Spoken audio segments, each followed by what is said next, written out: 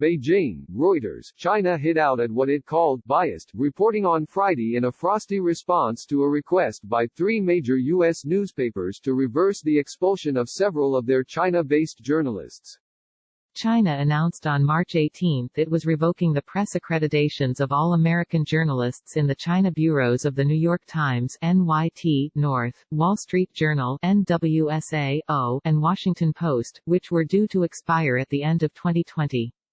In an open letter published earlier this week, the three publishers urged China to reconsider the move, saying it was uniquely damaging and reckless at a time when the world is sharing the burden of fighting the coronavirus.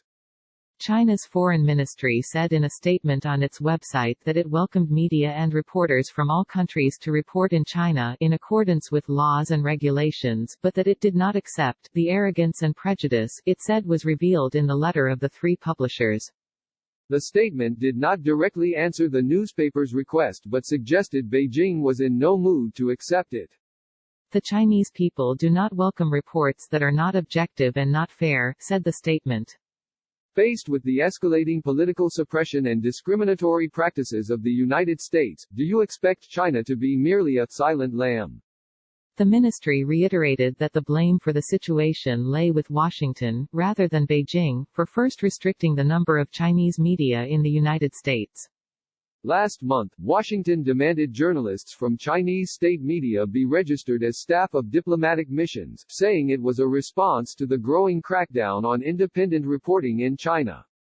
China then expelled 3 Wall Street Journal reporters, 2 Americans and an Australian, after the paper published an opinion column calling China the real sick man of Asia. In early March, the United States ordered 4 Chinese news organizations to slash their staff by around a third, impacting 60 reporters. The Foreign Ministry described the move as unreasonable and driven by ideological bias. The ministry also lashed out at the connection made in the letter between the timing of the journalists' expulsion and the need to report on China's coronavirus epidemic.